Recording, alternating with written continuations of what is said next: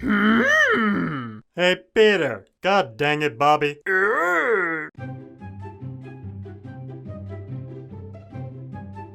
Welcome to another podcast. I'm Matt. And I'm Micah, and this is 191 Media.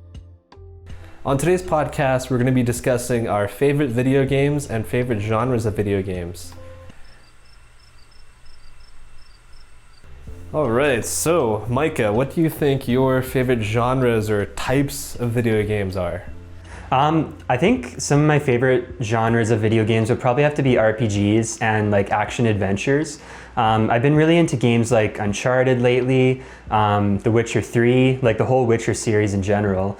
I was really into like the BioShock games. Would you even, I guess, consider those to be RPGs? They're kind of more like action and adventure type games. Action adventure, like there is a... almost a shooter style It's a first person, it's a shooter, yeah. Like there's some like... But still like well done for a story. Oh, definitely, yeah. Yeah, I've been like probably playing video games for, I guess, maybe well over 10 years now. I haven't really gotten too into it until maybe about 5 years ago. What about you, Matt? What are some of your favorite games and genres? Genres, I'd say definitely like first-person shooters, story-based games, which are, I guess pretty much every game, but I find for the most part the best ones are like, what do you call it? Like third-person camera games. So it's like usually hack and slash. Like you said, Witcher 3.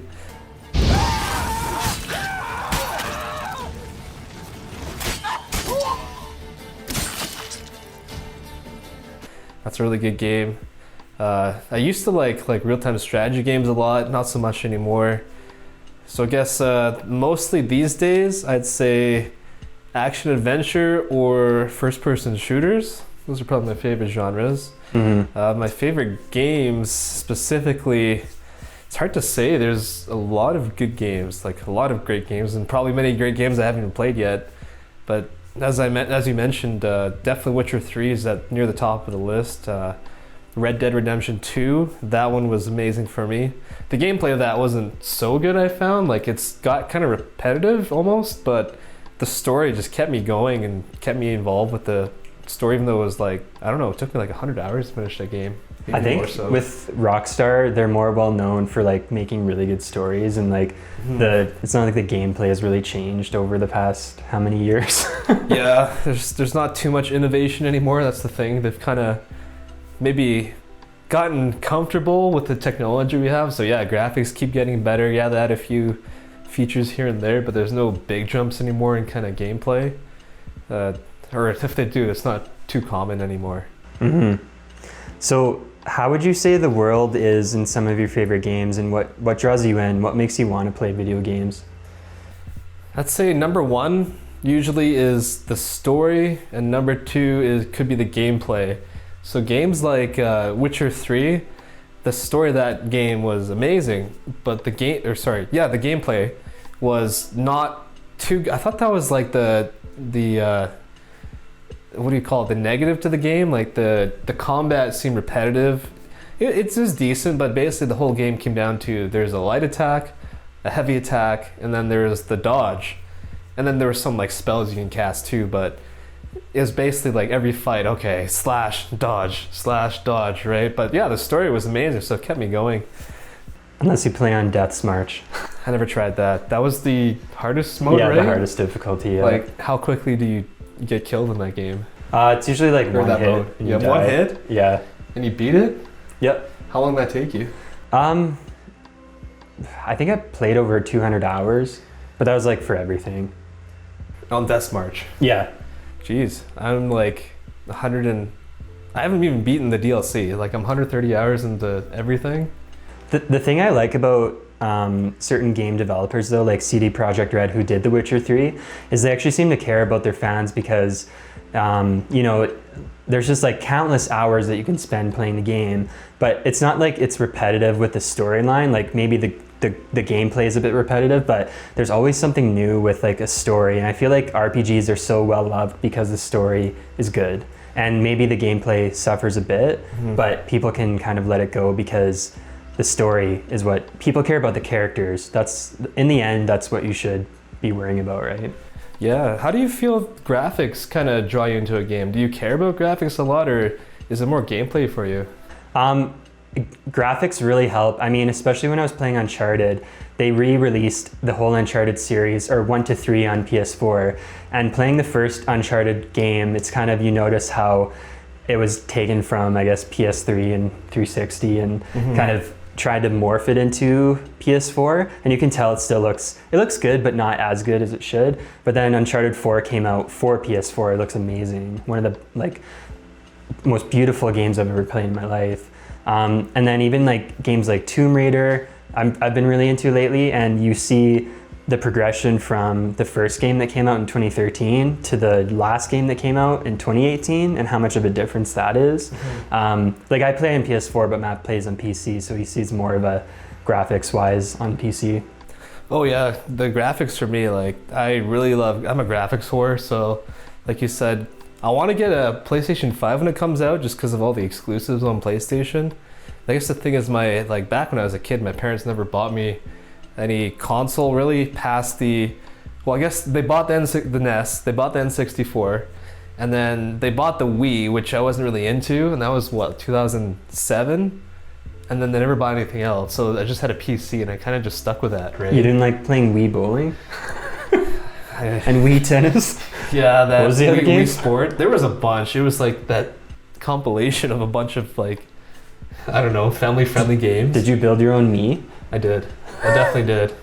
And you go to friends' houses. Did you ever have a Wii? Yeah, I had a Wii, yeah. Remember, like, yeah, if you go to another person's house, the Mii can like transfer to their system.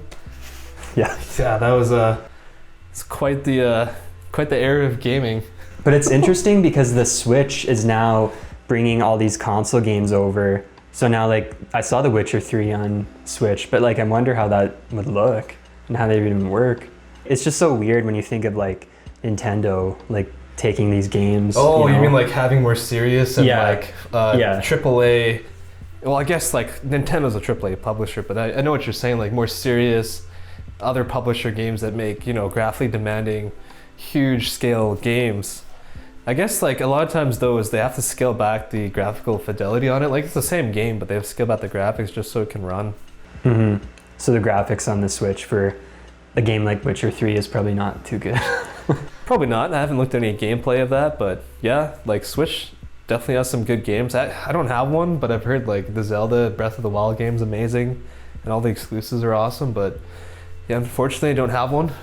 Have you played any Switch games? No, I think the last Nintendo, I had the Wii, but then I had the GameCube as well. Oh, nice. Mm-hmm. Never had that. That was a good system though. Would go to my friend's house and play that all the time. I used to play, I think it was Donkey Kong Country. Oh yeah? Or I think that was not 360. I think that was GameCube, I believe. I have no idea. Yeah. I never had one. It was a long time ago, but anyway, what would you say, like, if you had to narrow it down, Matt, what would you say maybe like your favorite game of all time has been? Ooh, that is a serious question. That's so hard to say, man. Like, to choose one game that's the greatest of all time, in my opinion, it's not even gonna be that good of a game. Like, I guess it was a great game, but I would say GoldenEye 64. And not because it was like, graphically amazing or because the story was super amazing. It's just like that time of gaming and just like the social aspect to it, just, going to friends' houses and we all just playing multiplayer, just the experience with that game. That's probably my favorite game of all time, just from a history and personal perspective. Yeah, what do you think for yourself? What's your one game of all time? It's interesting that you mentioned like especially older games, because we look back and realize, wow, like the graphics were really bad back then. Yeah. I mean, we didn't know any better back in the day. We thought they were amazing, right? But I think one of my, probably my favorite game of all time, and I've spent the most amount of hours playing it, I just obsessively played it as a kid, was Star Wars Battlefront 2. Oh yeah, that was a good game, yeah. Just like endless hours. I remember I'd play it with my sister and I had my friends over and play it. I had it on the good old PS2 from back in the day. I used to play a lot of like Mos Eisley Conquest and Assault, which was pretty much Jedi versus Sith. And it was like the first team to kill 80 people would win. Yeah. And I just remember like every day I would play it and my parents were like, what's wrong with you?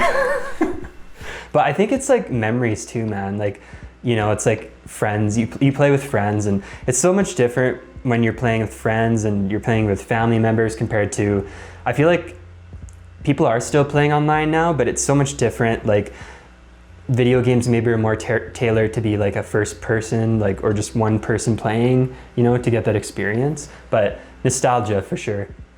Yeah, now that you mention that, I don't know if there's not many like split screen co-op games anymore, because like you said, back in the day, you know, you're with some friends, having them over, family, you just load up the old console, put on the game, you can play up to 4 players, sometimes more even, although the screen gets, you know, the box got really small.